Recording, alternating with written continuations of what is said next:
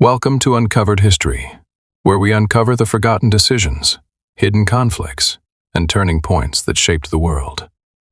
In today's documentary, we explore how China's dynasties rose, ruled, and collapsed. A story of power, ambition, survival, and consequences that reached far beyond its own time. How did it begin? Why did it matter? And what does this chapter of history still reveal about the rise and fall of civilizations?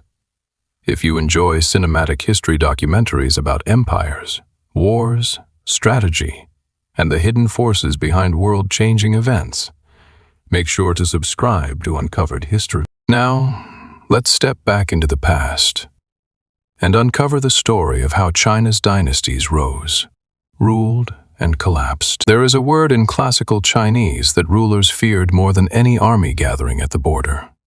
It is not a word for invasion or famine or rebellion, though it could mean all three at once. The word is tiaming, the mandate of heaven. And for more than 2,000 years, every dynasty that governed the lands between the Yellow River and the Southern Sea understood that this single idea could lift a peasant to the throne of the world, or strip a god-emperor of everything in the span of a single bad harvest. We tend to imagine Chinese history as a long parade of dynasties. Names that rise and recede like waves: Qin, Han, Tang, Song, Yuan, Ming, Qing. We are taught to memorize them, to place them in order, as though history were a hallway lined with doors, each one opening into the next. But that image hides the most important thing about this story, because the dynasties were never really the point. They were the visible surface of something deeper, a machine of legitimacy, geography, grain, and fear that kept rebuilding itself in almost the same shape, again and again, across centuries, regardless of who happened to be wearing the crown. This is the question that haunts the history of Imperial China, and it is the question this story is built around. Why did one of the most inventive, populous, and administratively sophisticated civilizations on Earth keep collapsing in nearly the same way, and then keep rebuilding itself in nearly the same form? Not once, not twice, but over and over with a regularity that looks almost mechanical when you step back far enough to see it. What was the hidden pattern? What force kept pulling the system back into the same shape, like water finding the same channel down a mountain it has carved for 1,000 years? To answer that, we have to stop thinking about emperors and start thinking about the land itself. Because before there was a China, there was a problem. And the problem was rivers. Look at the heart of the country, the North China Plain, a vast, flat expanse of fine yellow soil carried down over millennia by the Yellow River. That soil, called loess, is extraordinarily fertile, soft enough to farm with simple tools, and it gave the earliest farming communities along the river a surplus of grain. But the same river that fed them was also one of the most dangerous on Earth. The Yellow River carries an enormous load of sediment, and over time that sediment raises the riverbed higher and higher, until in some stretches the river runs above the level of the surrounding farmland, held in place only by dikes. When those dikes fail, the river does not simply flood. It can leap its banks entirely and carve a new path to the sea hundreds of miles from the old one, drowning entire regions and erasing the work of generations in a matter of days. Here is the crucial point, and it is one of the oldest debated ideas in the study of Chinese civilization. To control a river like that, to build and maintain the dikes, to dredge the channels, to coordinate flood response across hundreds of miles, you cannot rely on a single village. You need organization on a massive scale. You need labor that can be summoned, food that can be stored and redistributed, and authority that reaches across many communities at once. Some scholars have argued that the demands of large-scale water management helped drive the rise of centralized power in early China. We should be careful here, because this idea, sometimes called the hydraulic hypothesis, has been challenged and refined for decades, and the real story was certainly more complicated than rivers alone. But the underlying observation is hard to ignore. From its earliest centuries, this civilization faced environmental problems that rewarded scale, coordination, and central authority, and punished fragmentation. That is the first thread in the pattern. The land itself favored bigness. It favored a single hand holding many regions together. And so, from very early on, The dream of unity was written into the geography. Now widen the view. To the north and west of those fertile river plains lies a different world entirely. The steppe, vast grasslands stretching toward Central Asia, too dry for the kind of intensive farming that fed the river valleys, but perfect for herding horses, sheep, and cattle. The people who lived there moved with their animals, and over centuries they became some of the most formidable mounted warriors in human history.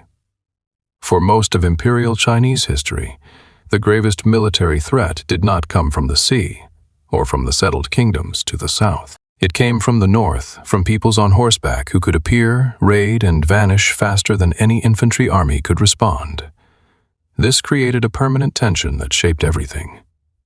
The farming civilization of the river valleys was rich, populous, and rooted to the soil. The herding peoples of the steppe were mobile, militarily dangerous, and drawn to that wealth.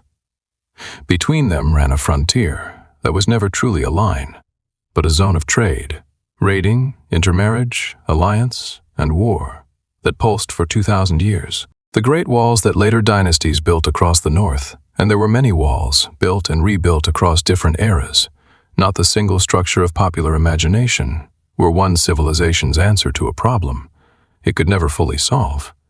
You cannot wall out the wind, and you cannot permanently wall out people who can ride.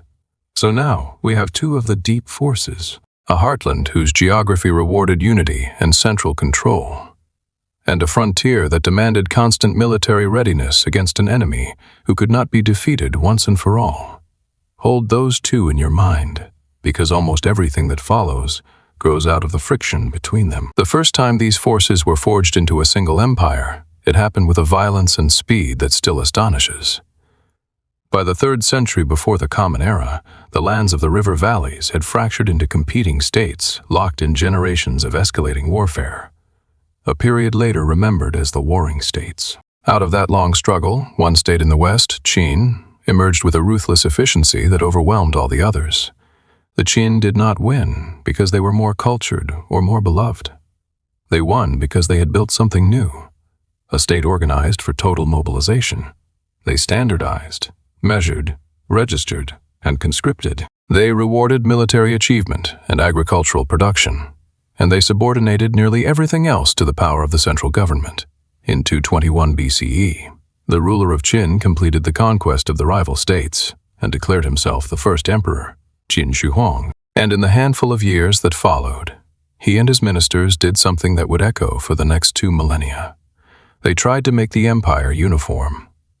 They standardized the written script so that a document written in one region could be read across the whole realm. They standardized weights and measures, and even, according to tradition, the width of cart axles so that roads would wear evenly across the country. They divided the empire into administrative districts governed not by hereditary lords, but by appointed officials who could be promoted, transferred, or removed.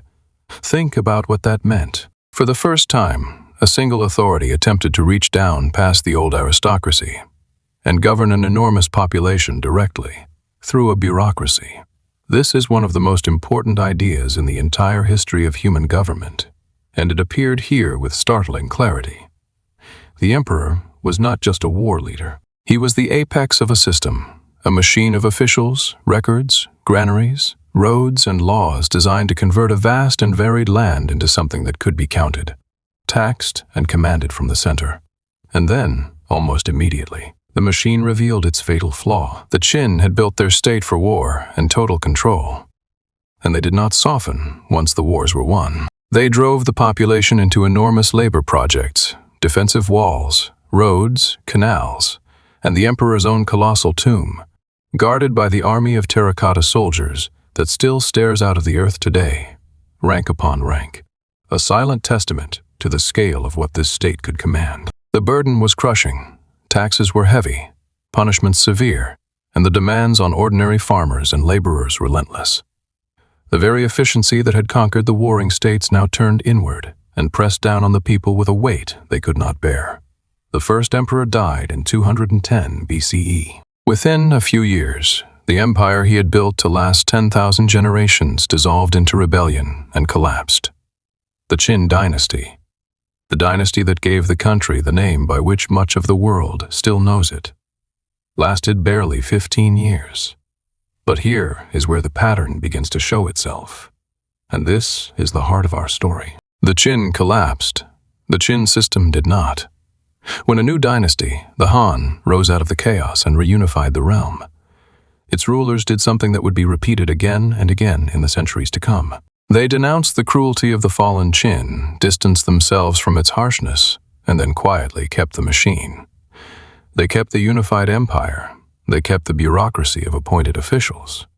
They kept the standardized script, the administrative districts, the granaries, the censuses. They softened the edges, draped the structure in a more humane philosophy, and presented themselves as the moral correction to a tyrant's excess. But the underlying architecture of centralized imperial rule survived the death of the men who built it. This is the first great lesson of Chinese imperial history, and it explains so much of what follows. The dynasty was the surface. The system was the deep structure. Rulers came and went. Families rose and fell, but the imperial machine, the idea that one emperor, served by an educated bureaucracy, should govern a unified realm of farmers from a central capital, proved astonishingly durable. It could outlive any single regime. It could be inherited by conquerors who had overthrown it. It became, in a sense, the true protagonist of the story, more permanent than any throne. So how did the system explain itself? How did it answer the most dangerous question any government must face? By what right do you rule? This brings us back to where we began, to that word the rulers feared, the mandate of heaven. The idea is older than the empire itself. In its developed form, it held that the right to rule was granted by heaven, not a personal god in the Western sense, but a cosmic moral order, and that this mandate was conditional. A ruler held it only so long as he governed justly and maintained harmony between the human world and the natural order. If a dynasty became corrupt, cruel, or incompetent, heaven would withdraw its favor. And crucially, the withdrawal of that favor would be visible. It would show itself in signs, floods, droughts, famines, earthquakes, comets, plagues of locusts, and above all, in rebellion. When the people rose up and a dynasty fell, that very fall was taken as proof that the mandate had passed to someone new. Pause on how elegant and how dangerous this idea is. It gave the emperor a sacred legitimacy. He was the son of heaven, the link between the cosmic and human worlds. But it built failure directly into the foundation of his authority. The same logic that justified his power also justified his overthrow. If you could win, if you could seize the throne and restore order, then by definition, you must have received the mandate, because heaven does not allow the unworthy to succeed. It was a theory of legitimacy that doubled as a permanent invitation to revolution, provided the rebel actually won. And this is where geography, food, and belief all fuse into a single mechanism. Remember the rivers, the floods, the droughts. Remember that this was an agrarian civilization whose survival depended on the harvest, and whose harvest depended on a climate that was never reliable. When the environment turned against the people, when the rains failed or the Yellow River broke its dikes and drowned a province, the suffering was not interpreted only as bad luck. Through the lens of the mandate, it could be read as a cosmic verdict. Natural disaster became political crisis. Hunger became evidence that heaven was displeased. And a dynasty already weakened by a string of poor harvests, an overstretched treasury, and a restless population could find the very sky testifying against it. We should be careful not to overstate this as a simple formula, because real collapses were always tangled and multi-causal. But the connection is too consistent to dismiss. Across the long arc of imperial history, the end of dynasties clusters around periods of environmental stress, agrarian distress, and the breakdown of the state's ability to feed and protect its people. The mandate was not just a philosophy. It was a story the whole society told about why governments fail. And that story made hunger and authority inseparable. Now we can begin to assemble the full shape of the cycle, the pattern that keeps reappearing across the centuries. It goes something like this. And as we trace it, watch how each stage flows into the next, not by accident, but by the internal logic of the system itself. A new dynasty rises, usually out of the chaos and warfare of the previous collapse. Its founders are typically hard, capable men. Sometimes from the aristocracy, sometimes, remarkably, from peasant origins, lifted up by the logic of the mandate that says success itself is proof of heaven's favor. The new regime begins with enormous energy. Population has been thinned by the wars and famines of the collapse, so there is land for the survivors. Taxes can be light because needs are modest and the bureaucracy is lean. The granaries are rebuilt, the dikes repaired, the roads cleared of bandits. People who lived through the horror of the interregnum experience the new order as a profound relief. This is the dawn of a dynasty, and it can be a genuine golden age, a time of recovery, expansion, and cultural flowering. But built into this golden age are the seeds of its own undoing, and they grow slowly, almost invisibly, across generations. As peace endures, the population grows. This is the deep engine beneath everything. In good times, more children survive, more land is brought under cultivation, more mouths must be fed. For a while, the land can absorb them, but farmland is finite, and eventually population presses against the limits of what the soil can produce. Plots are divided among heirs until they become too small to support a family. Land grows scarce and valuable. And here a second, slower force begins to work. The concentration of land in the hands of the powerful. In good times, wealthy families, officials, merchants, large landowners accumulate land. When a small farmer faces a bad year, he borrows. When he cannot repay, he loses his land and becomes a tenant or a laborer on the estates of the rich. Over decades, more and more of the land passes into the hands of great families. And those great families have something ordinary farmers do not: connections, influence, and the means to avoid taxes. As land concentrates among the privileged and the tax-exempt, the government's revenue base quietly erodes, even as its expenses grow, and its expenses always grow. The court becomes more elaborate and more expensive over generations. The bureaucracy expands. The army must be maintained against the perpetual threat from the steppe frontier.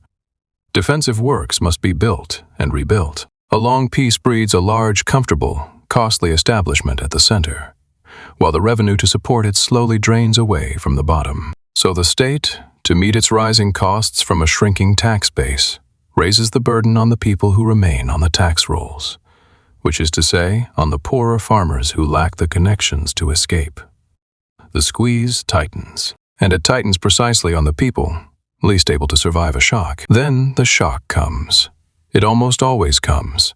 A drought, a flood, a failed harvest, or several in a row. In a healthy, early dynasty state, with full granaries and a responsive bureaucracy, such a disaster could be managed, grain released, taxes remitted, relief organized. But in a late dynasty state, with empty granaries, a corrupt or paralyzed administration, an overtaxed peasantry already living on the edge, and great estates hoarding the land, the same disaster becomes catastrophe.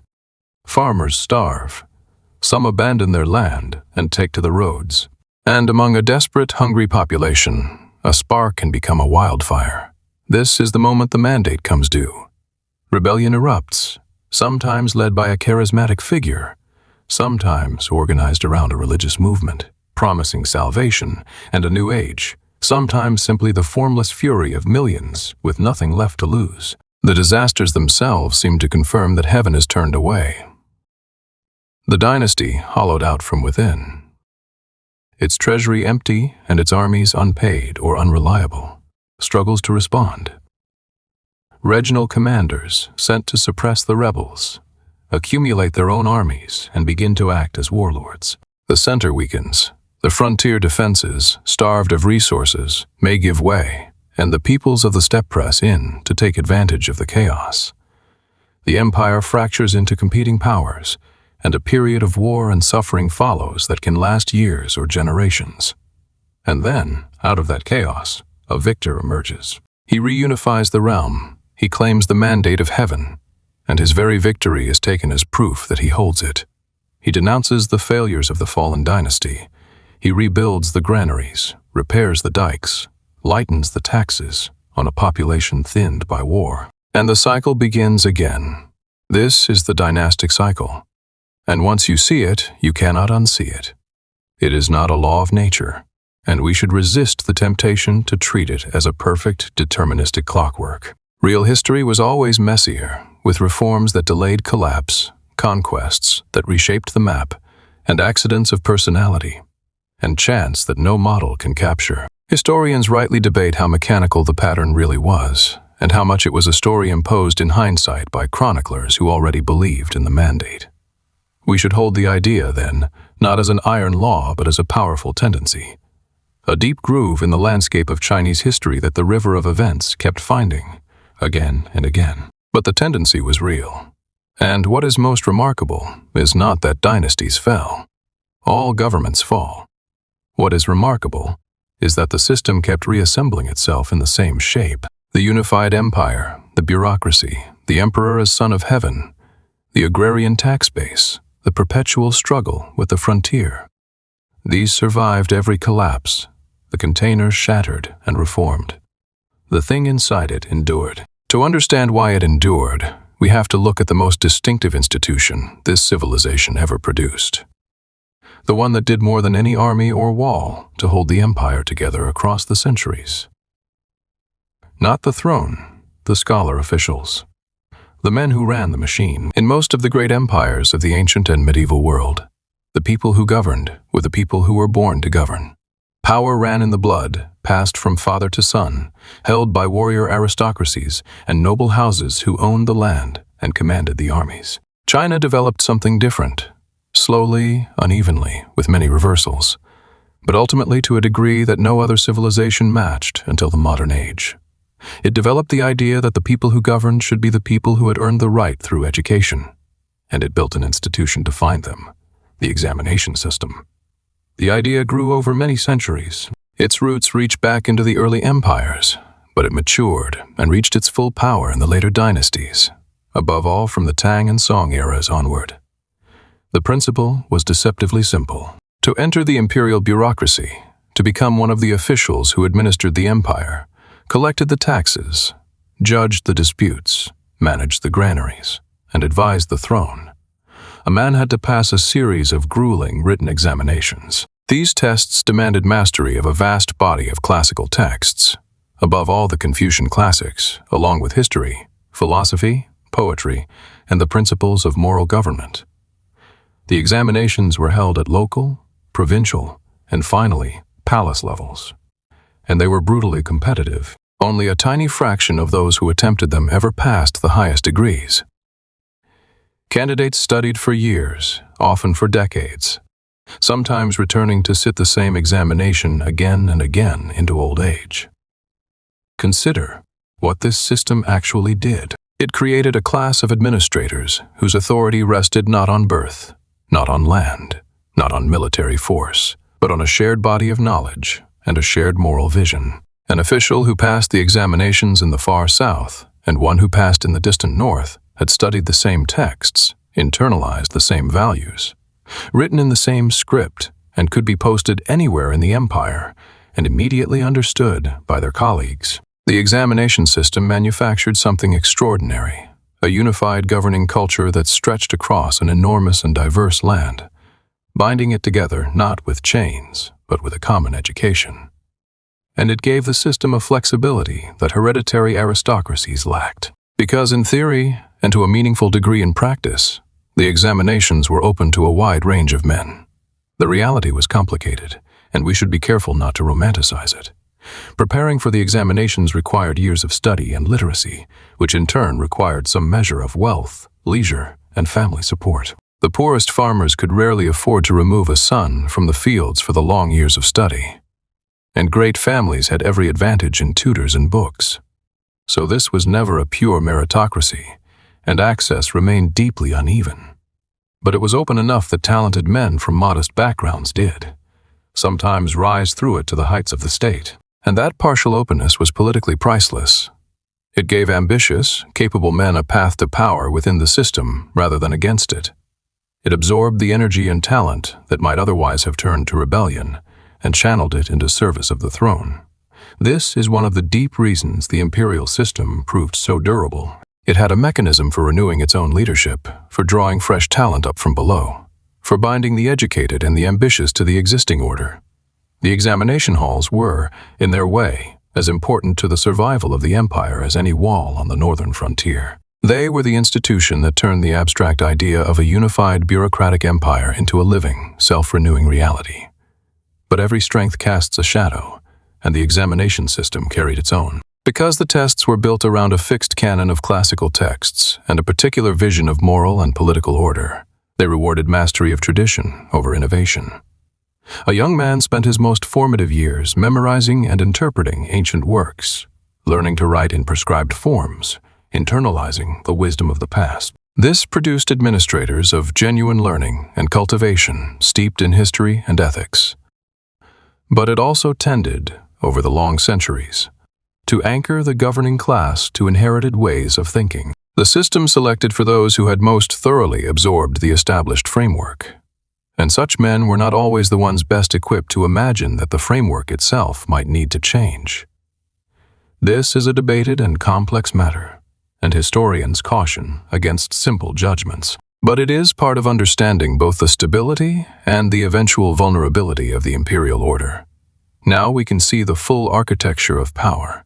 At the top, the emperor, the son of heaven, holder of the mandate, the symbolic center of the cosmic and political order. Beneath him, the vast bureaucracy of examination-trained officials, reaching down from the capital through the provinces to the counties, governing a population of farmers. Holding the whole structure together, a shared written language that crossed all the spoken dialects of the realm. A shared body of classical learning, a shared philosophy of moral government, and the granaries and tax registers and law codes that turned the land into something the center could count and command. And around it all, the eternal pressures, the rivers that demanded coordination, the steppe that demanded defense, the harvest that the whole edifice depended upon. It is worth pausing here to feel the texture of this world from below. From the level of the ordinary people whose labor and lives sustained the entire system, and who appear so rarely in the chronicles that the emperors filled. For the overwhelming majority of people across these centuries, life was the life of the farming village. The rhythm of existence was set by the seasons, by planting and harvest, by the demands of the soil and the moods of the weather. The state was a distant but powerful presence. It appeared in the form of the tax collector, the census taker, the labor levy that could summon a man away from his fields to work on a dike or a road or a wall, and the conscription that could send a son to a frontier he would never have imagined. For these people, the grand cycle we have traced was not an abstract pattern. It was the difference between a full granary and a winter of hunger. In the good early years of a strong dynasty, with light taxes and full reserves and officials who repaired the dikes and released grain in lean years, life could be hard but survivable, and even, in the best times, prosperous. During the high points of the great dynasties, the farming population of these lands may have been among the better fed and more secure agrarian peoples of the medieval world. But in the long decline of a dynasty, as taxes rose, as the granaries emptied, as corruption spread and the great estates swallowed the land, that same villager's world contracted toward catastrophe. When the rains finally failed in such a time, the result was not hardship, but starvation. The roads filled with refugees. Families sold their children, while whole regions emptied. The people living through a dynastic collapse were not watching history. They were drowning in it. And we should not pass over what the collapses actually meant in human terms, even as we keep our distance from sensationalism. Some of the upheavals that ended dynasties were among the most lethal events in all of human history, measured in lives lost, not through the deliberate cruelty of any one villain, but through the compounding catastrophe of war, famine, flood, and the breakdown of the systems that fed and protected tens of millions of people. When the machine that managed the rivers and stored the grain and kept the roads safe fell apart, the consequences cascaded through a dense agrarian population with terrible speed. This is one of the sober truths beneath the elegant theory of the mandate. The cycle was not a clean turning of a wheel. Each turn cost a multitude of ordinary lives, and the people who paid that price were overwhelmingly the farmers who had built the wealth that the whole system rested upon. Now, having built the model, we must complicate it, because the most interesting moments in this history are precisely the ones where the pattern bent, broke, or revealed something new. A model is only useful if it helps us see the exceptions clearly. And the greatest exception of all came not from within the system, but from the very frontier we have been watching all along, the steppe. For all the centuries of walls and frontier wars, the settled empire and the steppe peoples were never simply enemies. They traded constantly. The farming lands needed horses, which the steppe supplied in abundance, and the steppe peoples wanted the grain, silk, tea, and manufactured goods of the south. They intermarried at the frontier. Steppe warriors served in imperial armies. Imperial princesses were sent north in marriage alliances. The border was a membrane, not a wall, and across it moved goods, people, ideas, and power in both directions. And periodically, when the settled empire weakened, the steppe peoples did more than raid. They conquered. Several times in this long history, peoples from beyond the frontier seized control of part or all of the empire. And here we encounter one of the most revealing phenomena in the entire story. Something that tells us more about the deep power of the imperial system than any account of its native dynasties could. When conquerors from outside took the throne, they faced a choice. They could rule as foreign occupiers, holding the land by force alone. Or they could take up the machine they had captured, the bureaucracy, the examination system, the mandate of heaven, the whole apparatus of Chinese imperial government, and rule through it as legitimate holders of the mandate. Again and again, with variations, the conquerors found that to govern these lands, they had to use the tools these lands had created. The settled empire was too vast, too populous, to administer by the methods of the steppe. A mounted army could win a kingdom. It could not, by itself, run the granaries, collect the taxes from millions of farmers, manage the rivers, and adjudicate the disputes of a sophisticated agrarian society. To do that, you needed the bureaucracy. You needed the scholar officials.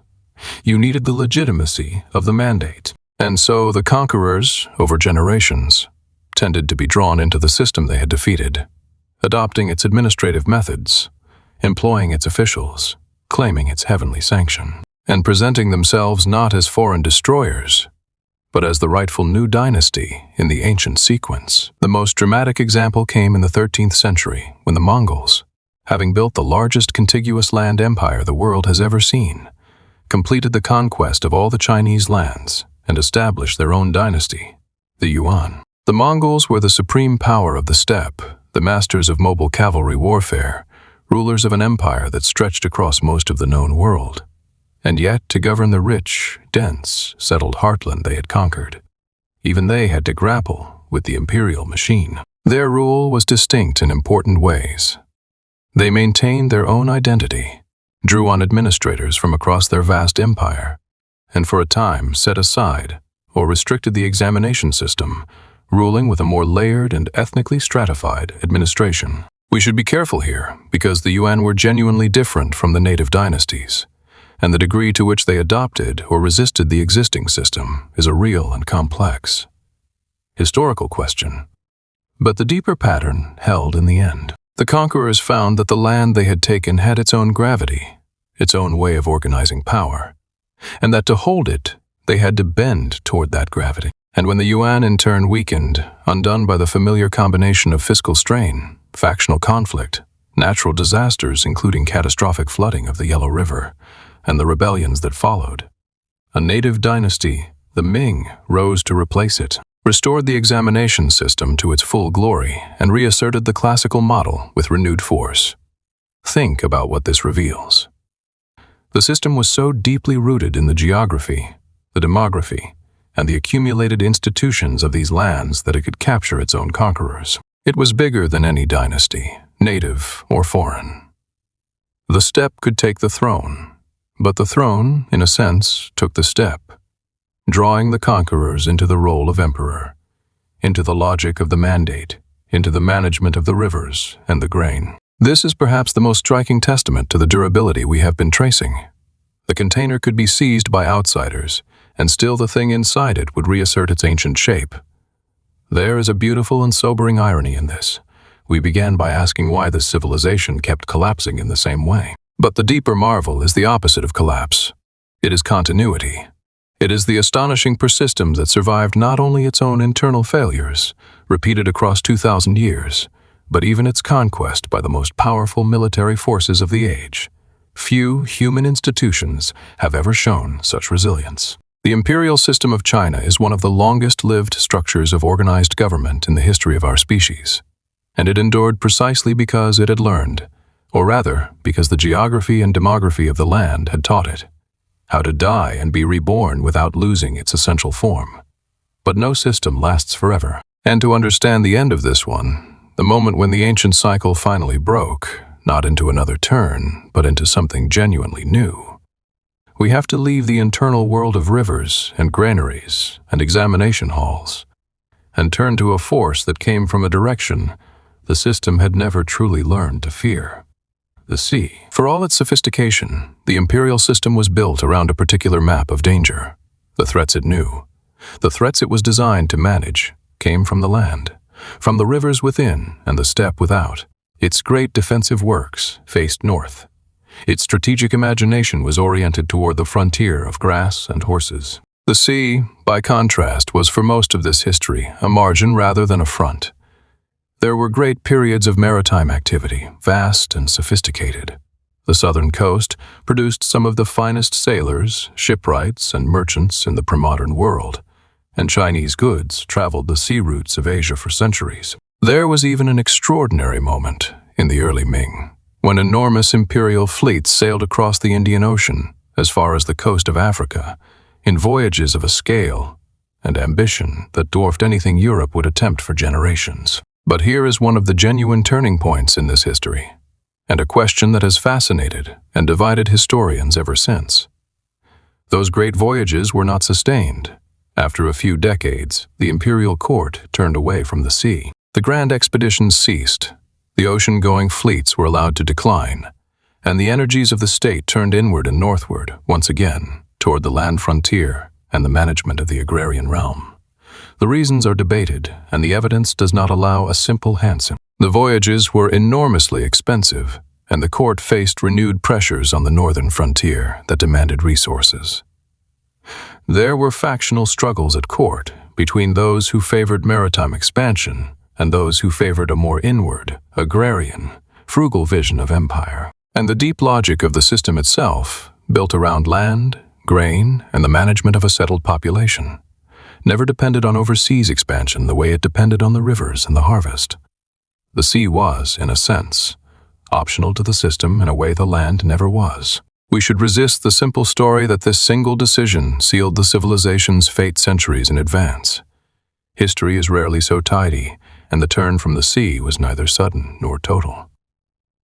But it does mark something important. At the very moment when, far away on the other side of the world, the maritime powers of Europe were beginning the long age of ocean exploration that would eventually carry them to every coast on Earth, the greatest economic and administrative power in the world chose to orient itself toward the land. Two civilizations facing the open ocean made opposite choices, and the consequences of that divergence would not be felt for centuries. But when they were felt, they would be overwhelming. For a long time, the choice seemed entirely vindicated. The empire under its later dynasties was, by most measures, the largest, richest, and most populous state on Earth. When the Ming gave way, through the now familiar cycle of fiscal crisis, factionalism, natural disaster, peasant rebellion, and frontier breakthrough, it was replaced by yet another conquest dynasty from beyond the northern frontier, the Qing. Once again, conquerors took up the imperial machine, mastered it with great skill, and presided over a long period of expansion and prosperity. Under the Qing, the empire reached its greatest territorial extent. Its population grew to unprecedented heights, and for much of the 17th and 18th centuries, it stood as one of the most powerful states the world had ever known.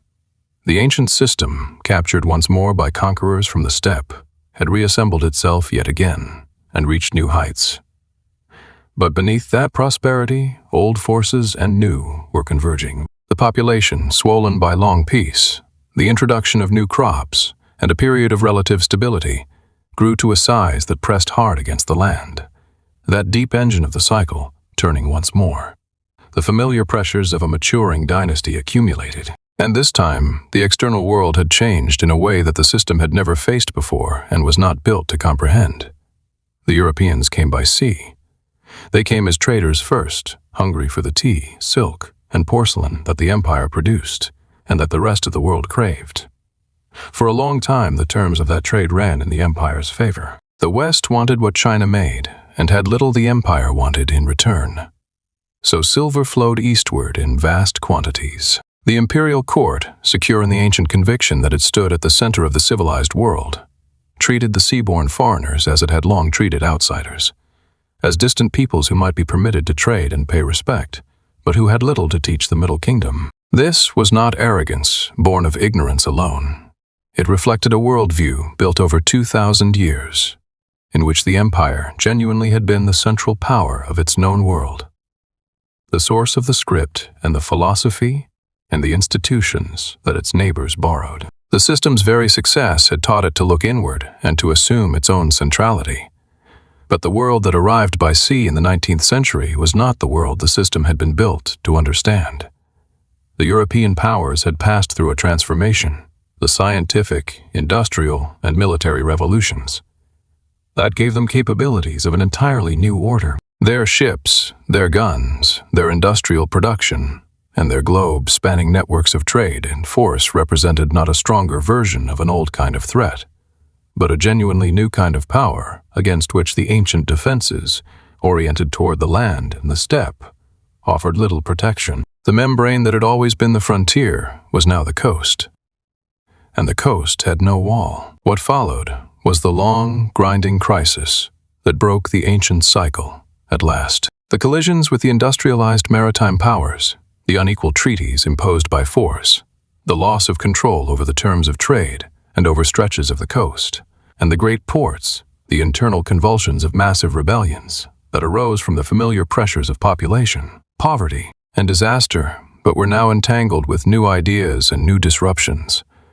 All of it combined into a crisis the system could not resolve by reassembling itself in its ancient form. For the first time, the problem was not how to repair the dikes, refill the granaries, and restore the mandate. The problem was that the entire framework, the agrarian empire, the scholar officials trained in the classics, the Son of Heaven, at the center of an ordered world, had been overtaken by a different kind of civilization, operating by different rules. The reformers and rulers of the late empire understood, with growing desperation, that something fundamental had changed. There were genuine and serious efforts to adapt, to build modern arsenals and shipyards, to reform the institutions, to learn from the very powers that pressed upon them. These efforts were not the feeble flailing they are sometimes portrayed as.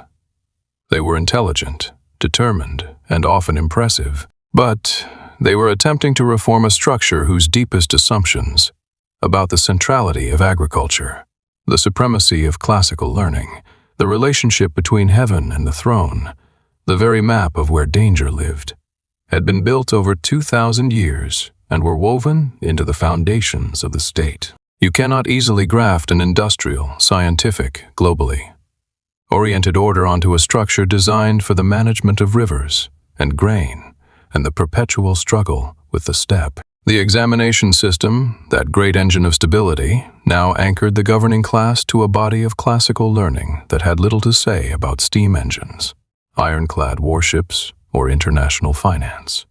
The very institutions that had given the empire its incomparable durability now made it slow to transform. And so, in the early 20th century, the thing that had survived every internal collapse, that had captured its own conquerors and reasserted its ancient shape across more than 2 millennia, finally did not reassemble. The last dynasty fell, as so many had fallen, amid fiscal crisis, foreign pressure, internal rebellion, and the collapse of the center's authority. But this time, no new dynasty rose to take up the mandate. The cycle did not turn. The very idea of the Son of Heaven, of dynastic succession, of the imperial system itself, was swept away. After more than 2,000 years, the machine we have been following from its forging under the first emperor came, at last, to its end, not into another rebirth, but into a genuinely new and uncertain age. It is worth sitting with the weight of that ending. We have traced a system that died and was reborn, perhaps a dozen times, that outlived countless emperors and several waves of conquest, that proved itself one of the most resilient creations in the history of human government. And we have watched it meet, in the end, not a stronger version of the old enemies it knew so well, but a transformation of the world itself that the system's own long success had left it unprepared to face. There is a deep and sobering lesson in that, one that reaches far beyond this single civilization. The very things that make a system strong and stable, its coherence, its self-renewing institutions, its deeply rooted assumptions about how the world works, can become, when the world changes faster than the system can, the very things that prevent it from changing in time. Stability and adaptability are not the same virtue, and a structure optimized for one may find itself fatally short of the other when the ground shifts beneath it. But to end there, on the fall, would be to misunderstand the story. Because the most important thing about this 2,000-year experiment is not how it ended. It is what it left behind and what it proved about the possibilities of human organization. Consider what survived the death of the imperial system. The written script, which had bound a continent of different spoken languages into a single civilization, endures. The deep cultural inheritance, the philosophical traditions, the historical consciousness, the sense of belonging to one of the oldest continuous civilizations on Earth. The idea that government should be staffed by an educated, examined, merit-selected class of administrators, rather than a hereditary aristocracy, was one of the most consequential governmental innovations in human history. And it did not die with the empire. It traveled. When European thinkers and reformers in later centuries searched for models of how to build a professional civil service, selected by examination rather than birth or patronage, they looked, among other places, to the Chinese example. The idea that competence rather than bloodline should be the basis of administrative power, an idea so familiar to us now that we forget it had to be invented, was given one of its longest and most thorough trials here, across 2,000 years, long before it became common anywhere else. And consider the deeper demonstration, the thing this civilization proved to the rest of the species. It proved that an enormous, diverse population spread across a vast and varied land could be held together, not for a generation or a century, but for millennia, by something other than naked force, by a shared system of writing, learning, administration, and belief. It proved that a civilization could absorb catastrophe after catastrophe, conquest after conquest, and reconstitute itself each time, carrying its identity forward across disasters that would have extinguished a more brittle people. The very pattern we set out to explain, the recurring collapse, was, seen from another angle, evidence of an almost unparalleled power of regeneration. Most civilizations fall once. This one learned to fall and rise, again and again, for 2,000 years. So we return, at the last, to the question we began with, and to the word the rulers feared. We asked why this civilization kept collapsing in nearly the same way, and kept rebuilding itself in nearly the same form. And we have found that the answer lies not in the emperors at all, but in the deep forces beneath them, in rivers that demanded unity, in a frontier that demanded vigilance, in a harvest that bound hunger to legitimacy, in a bureaucracy that renewed itself across the centuries, and in an idea, the mandate of heaven that made the fall of the powerful and the rise of the obscure into a single, endlessly repeating story. The dynasties rose and ruled and fell, as the old phrase has it. But what truly rose and ruled and fell, over and over, was the system. And the system endured precisely because it had made peace with its own mortality, because it had learned to treat collapse not as the end, but as a passage to renewal. That is the haunting legacy this history leaves to us. It asks us to see past the parade of names and crowns to the hidden machinery underneath. The geography, the grain, the institutions, the beliefs that shape what rises and what endures. It reminds us that the largest and most durable human orders are not the ones that never fail, but the ones that have learned how to survive their failures. And it leaves us with a final unsettling question that reaches across the centuries to our own time. Every great system believes that the world it knows is the world that will always be. Every great system orients its defenses toward the dangers it can already imagine. And the deepest threat, when it comes, so often arrives from the one direction the system never learned to watch. The empire of rivers and grain faced its land frontier for 2,000 years and met its end at the sea. We would do well to wonder about our own confident and intricate systems, which frontier we have left unguarded, and from which direction, when our own age of certainty finally ends, the unimagined will arrive.